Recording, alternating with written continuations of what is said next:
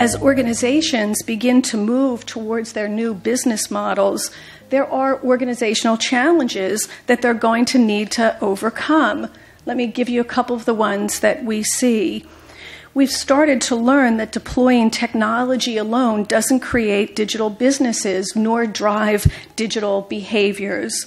Progressive technology itself may be the least important factor in successful digital transformation, in my strong opinion. And successful organizational change is the most important. Let me cover 4 briefly challenges that we see as common. The first challenge is a lack of systems and structures to deal with this type of organizational change. The first is enterprise methodology for thinking digital is missing or insufficient. And I don't mean agile. I don't mean agile methodology. I mean business-centric methodology whose purpose is to guide and envision the future, to define potential future scenarios there, to experiment, to incubate, and then to readily adopt and continually learn as an organizational capability. That methodology, is absent in most companies that we work with. Human excellence structures and systems are needed to engage and align talent, to define new career paradigms. They're brand new paradigms for people, and to help develop new ways of working, collaboration, valuing diversity of ideas, new leadership practices, etc. Finally, I think this is an important point. Digital is very contextual. No 2 strategies should be the same, no 2 business models the same, and no 2 operating models. This is challenging at a time when a one-size-fits-all digital approach to building technology capabilities can dominate decision-making, even in the business agenda. I can't tell you how many HR executives I work with who tell me that they're working on their cloud strategies instead of their business strategies. Leadership readiness and leadership challenges, in our opinion, stem from a sense that there is more time than there really is, to a genuine and significant discomfort with digital technology and its forces. Too much technology and product focus and not enough business envisioning and work design can mislead. Lastly, silos of any kind, especially the leadership kind, are hugely detrimental and are anti-patterns to digital progress. As you know, culture is the glue in these new models, but cultural change is hard and progress can be slow. Critical paradigms such as personal growth and career learning challenge old habits. In many ways, ideas such as time and attention management, learning and relearning paradigms, new measures of performance, and establishing one's personal brand at work all need to be built and rebuilt and then managed by people.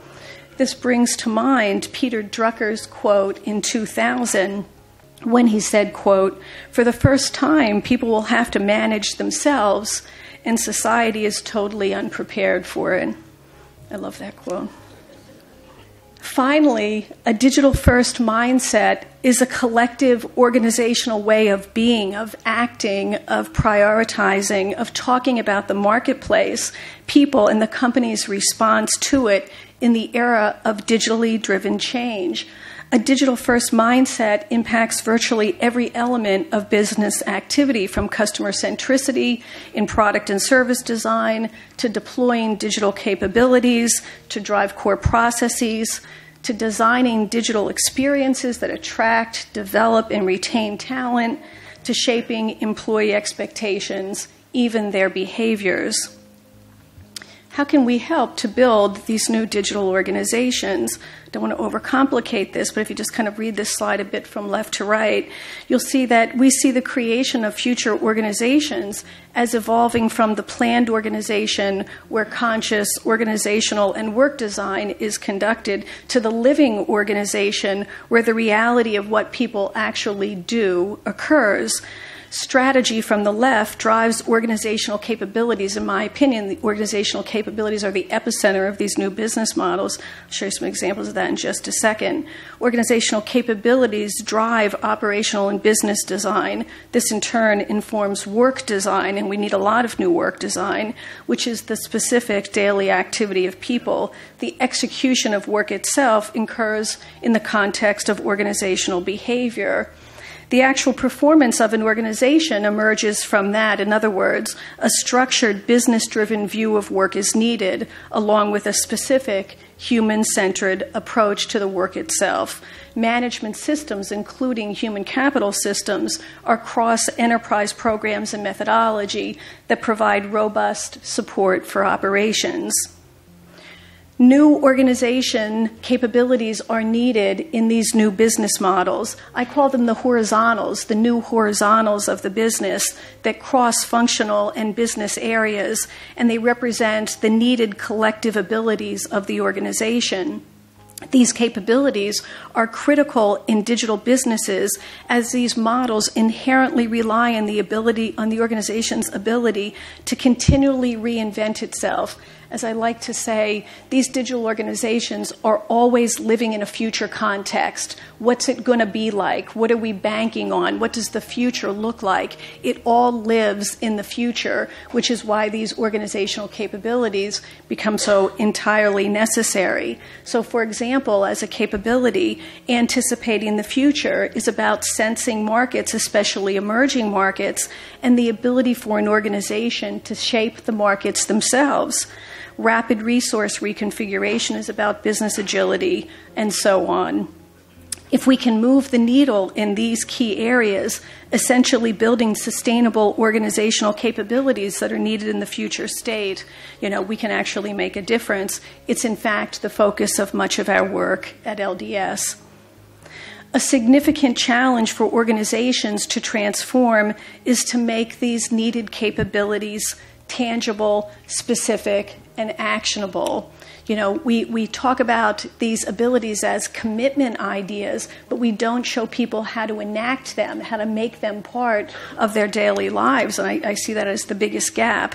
We feel it's possible to make digital real through a combination of new work design supported by new ways of working in an actionable culture that's in service to business goals. New ways of working are the one-to-many practices, modes of working, and the working environment itself that you generally find in digital organizations. These are the commonly mentioned traits of digital organizations, and they're directional and useful as a characterization, foundational even, to the ideas of cultural change to facilitate digital.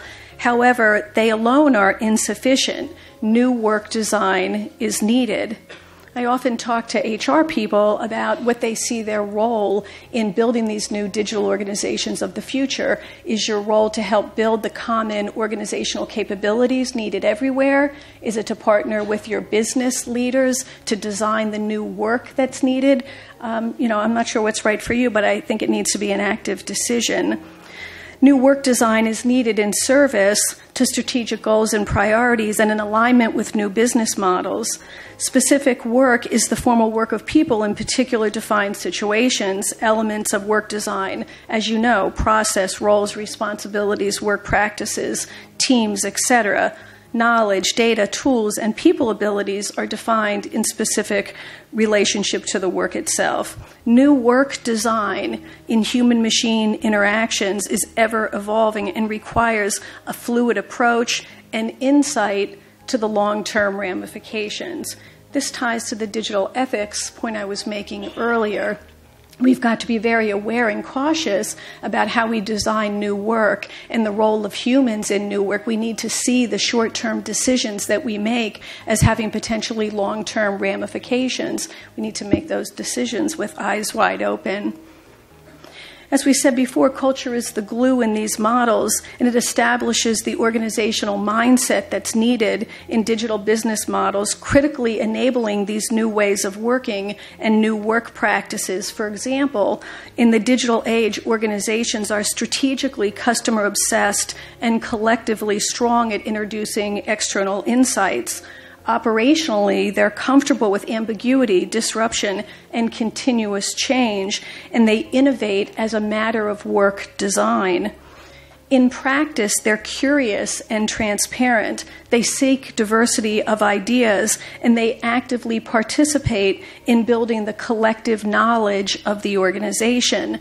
Knowledge management is no longer a trap-and-store idea. It's a behavioral idea.